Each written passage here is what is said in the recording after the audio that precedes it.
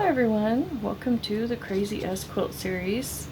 This is, I'm going to do block number 6. This is, yeah, let's see, I'm going to go ahead and write 1, 2, 3, 4, and 5 across here. Just number them.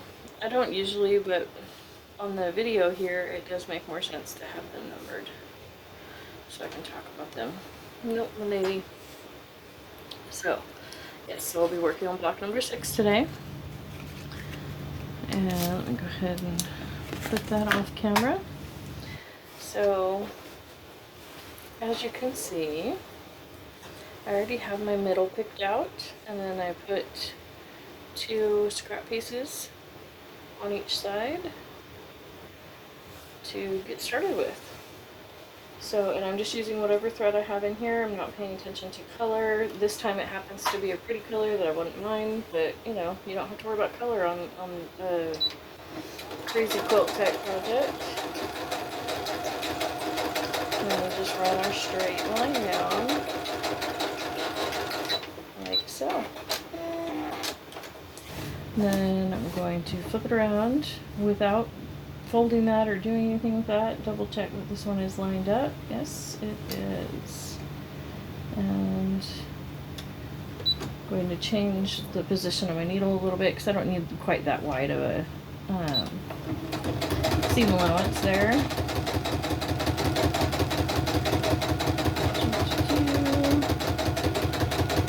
And there we go. Okay. And now what I do is I'll just flip this open and finger press. I almost never take it to the sewing machine, or to the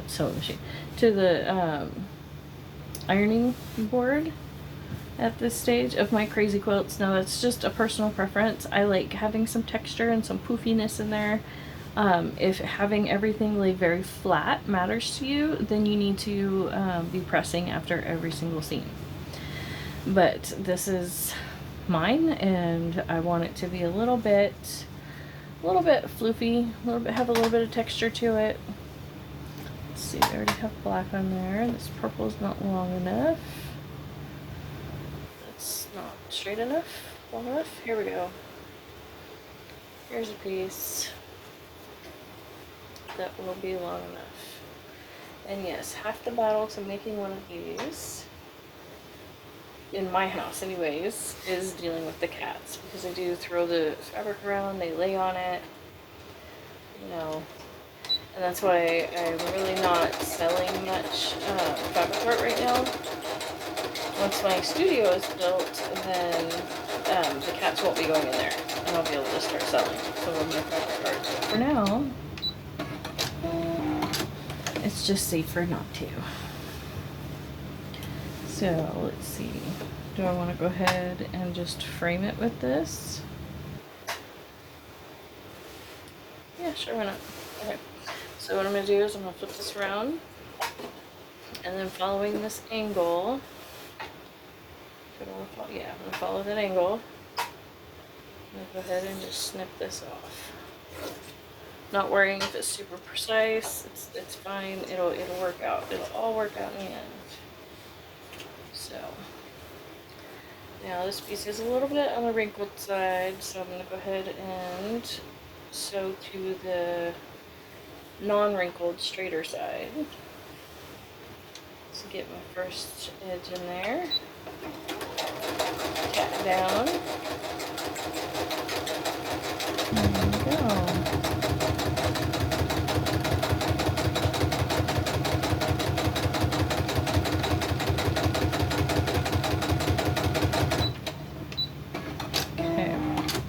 Now my seam was a little wobbly there, so what I'm actually going to do is come back in here, and I'm going to throw another seam on there that's just a little bit deeper, taking up just a little bit more space, and I'm going to keep both hands on there and even that out. Make sure it's really tacked in there really well. And that's one of the reasons why I love the crazy quilt design like this, because you don't have to get it perfect every time. You can make mistakes like that, and it's totally fine. It's, you know, once it's flipped back, nobody's going to see that. Nobody's going to care. But I know that that's really well secured now because I went ahead and did that extra row stitching. And see, I can see here I've already come to my edge, and that's great. So at this point I could start, actually what I'm going to do is I'm going to go ahead and cut this off because it's just in the way. It's just hanging out there and it's not going to do me any good. So get that out of the way. And then let's see, why don't I go ahead and just finish out this triangle. All my little bits are trying to jump under.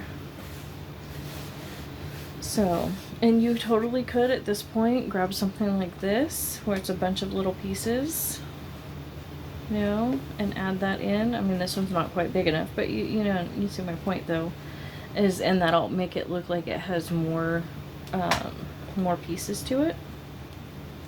It's not quite wide enough. I kind of want to just finish this out and let this one be a fairly simple block to let this flowered heart shine. I did not sew that. This was something that I got from Junk Journal Diva, also Rhonda, also known as Junk Journal Diva. I purchased some fabric from her a while back. Well, kind of purchased. She kind of gifted. I paid for the shipping. And she just filled a box for me and sent me her scraps, and it was awesome. She said that she did not do most of the stitching in that package though, that it was stuff that she had gotten from another quilter. Nope, that's not quite wide enough. Let's see. Yeah, let's go ahead and just use the big piece because I'll trim it down and be able to use the leftovers no problem. And so because this piece below it is so wrinkly, you know, it might be better to go ahead and go to the sewing machine, or the sewing machine. I keep saying that, don't I? That's funny. Go to the iron, you know, for a more precision piece of art. I would. For a pieced quilt, I totally would. For this, I'm not. Because like I said, I really like having that little bit of texture in there that those kind of wrinkles provide. I'm going to give you a little something to feel. But it is totally a personal preference, and you do whatever's comfortable for you. If ironing every 2 seconds makes you feel good, and you know, and you enjoy that, then do it. You know, I do not, so I'm not going to. Basically, all I'm going to do is snip that and then hold down on it really big and rip that fabric off instead of trying to cut that straight line. Because fabric always rips in a straight line. Because it's a woven fabric, you know, everything, all of the fibers run exactly parallel to each other. So if a fabric is rippable, it will rip on a straight line. Okay, now what I'm doing here is I'm looking for my corner and I'm folding this over just past that because I want to give myself a little bit of wiggle room. And I'm going to snip that again and I'm going to go ahead and rip it again. And there we go. Now we have just the right size piece that will go ahead and cover that corner, but it's not in my way. So, dropping little pieces. Scooch those little pieces. Okay, you might hear my dogs barking in the background a little bit. They are in the backyard. They are totally fine. They're just being a little extra fussy today, so they're just being left in the yard for a bit. Use up some of that energy.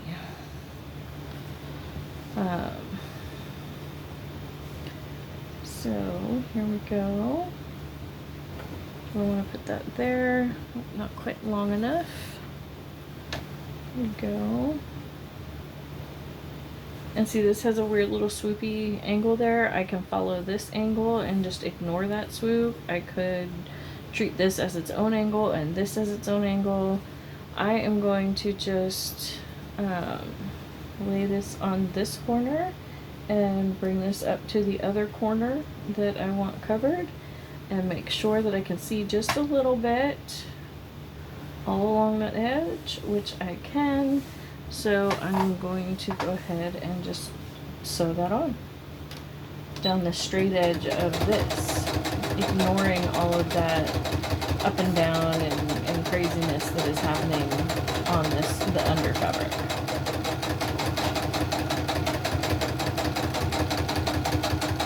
There we go. There we go. And then let's see, does that complete? Yep, that completely covers this corner, that edge. So now we're around here to this corner. Let's see. Is this wide enough?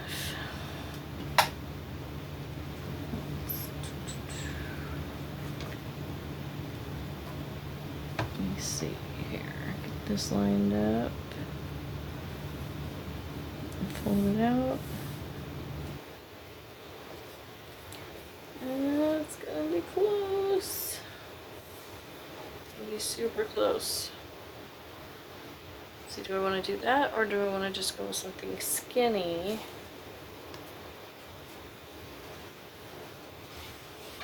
No, I'm just gonna go with this wider piece. Just make my life a little easier. I'll just go with this wider piece that I know will cover it.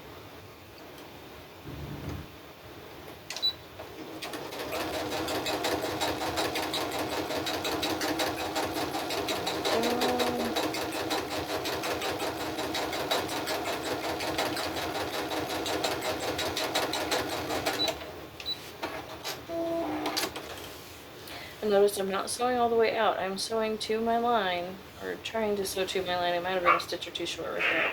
But I'm sewing to my line, but I'm not bothering to sew all the way out because I'm going to take those pieces of fabric apart once I trim the squares. I did trim up the squares 1 through 5, so in case you have no idea what's going on here, I should give an explanation of what I'm doing. This is part of a series. The playlist will be linked below, and in the info card if I can figure out how to do that. And this is just showing my process for doing this crazy quilt. And it is just my process. There's no 100% right or wrong way to do a crazy quilt. That's part of why it's called a crazy quilt. There we go. And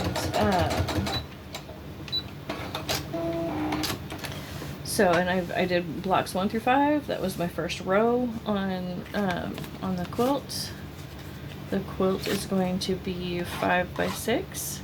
So I did blocks 1 through 5 are finished, cut and trimmed, and I am starting on row number 2.